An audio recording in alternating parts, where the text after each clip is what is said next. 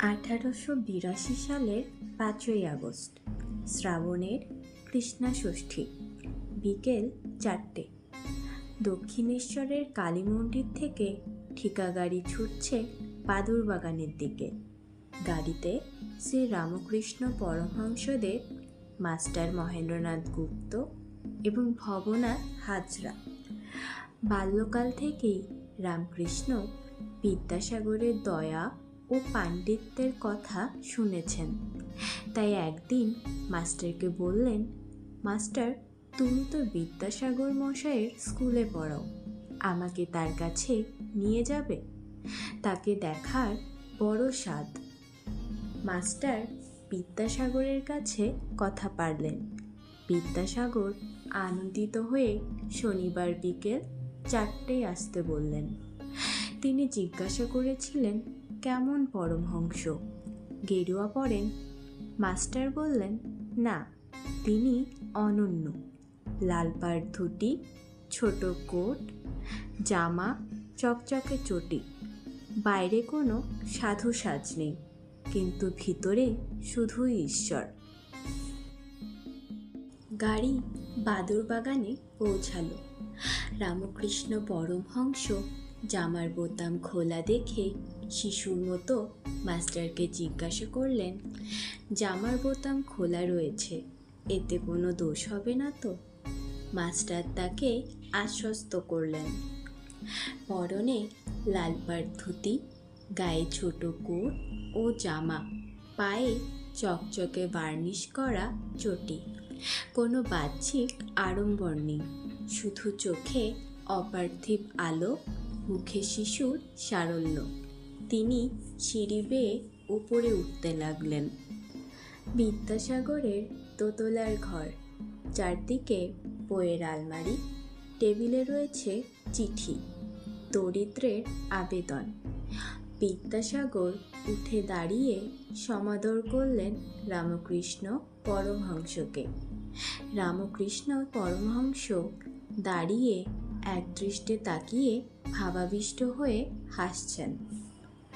রামকৃষ্ণ পরমহংস সহাস্যে বললেন, আজ সাগরে এসে মিললাম।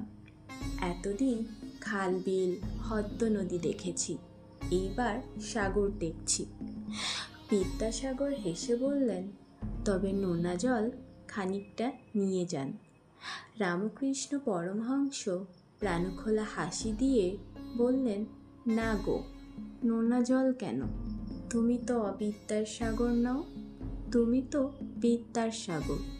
তুমি ক্ষীর সমুদ্র, এখানে রত্নই পাব।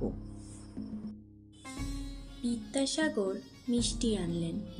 রামকৃষ্ণ পরমহংসদেব ও তার ভক্তরা সবাই মিলে সেই মিষ্টি গ্রহণ করলেন। তারপর তিনি বললেন, তোমার কর্ম সাত্ত্বিক কর্ম। সত্ত্বগুণ থেকেই দয়া হয়, আর এই দয়া রজগুণের সঙ্গে মিশলেও কোনো দোষ নেই। লোকশিক্ষার জন্য তুমি বিদ্যাদান করছো, অন্নদান করছো, এগুলো ভালো। নিষ্কাম করলে ভগবান লাভ হয়। তুমি সিদ্ধ পুরুষ।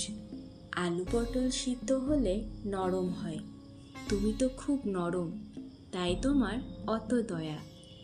বিদ্যাসাগর হেসে বললেন, কলাই বাটা সিদ্ধ তো শক্তই হয়। রামকৃষ্ণ পরমহংস বললেন, তুমি তো তা নও, তুমি তো দয়া, ভক্তি, বৈরাগ্যের, বিদ্যার ঐশ্বর্য দেখাচ্ছ। তিনি আরও বললেন, বিদ্যা ভালো, কিন্তু ঈশ্বরকে না চেনালে তা কি কোনো কাজের? জল একই, কিন্তু নাম আলাদা। ঈশ্বর এক, মানুষ তাকে নানান নামে ডাকছে। ব্রহ্ম নির্লিপ্ত, প্রদীপের মতো। ভগবত পড়ুক বা জাল করুক, প্রদীপ নির্লিপ্তই। দয়া যত বড়, প্রেম তার চেয়েও বড়। ঈশ্বর প্রেম ছাড়া সব অসম্পূর্ণ। বিদ্যাসাগর সব মুগ্ধ হয়ে শুনছিলেন। বিদ্যাসাগর জিজ্ঞাসা করলেন, ব্রহ্ম কি? রামকৃষ্ণ পরমহংস সহজ সরল ভাষায় বললেন, ব্রহ্ম হল নির্লিপ্ত।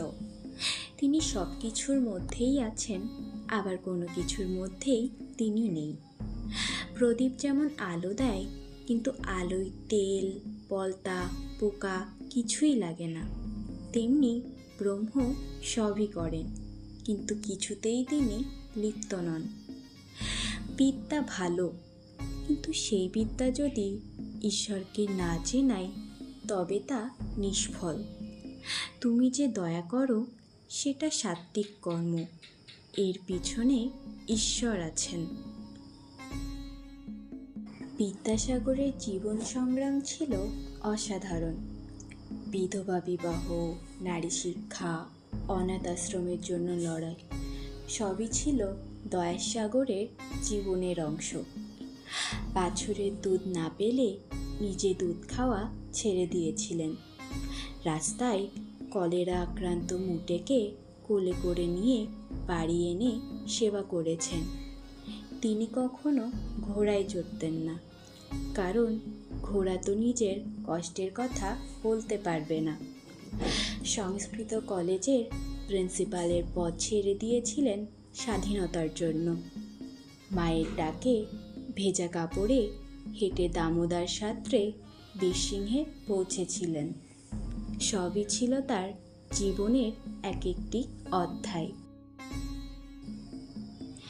এই একটি সাক্ষাৎ আমাদের শেখায়, জ্ঞান যতই উজ্জ্বল হোক, প্রেম ছাড়া তা অসম্পূর্ণ। আর দয়া যতই বড় হোক, ঈশ্বর প্রেম তার থেকেও বড়।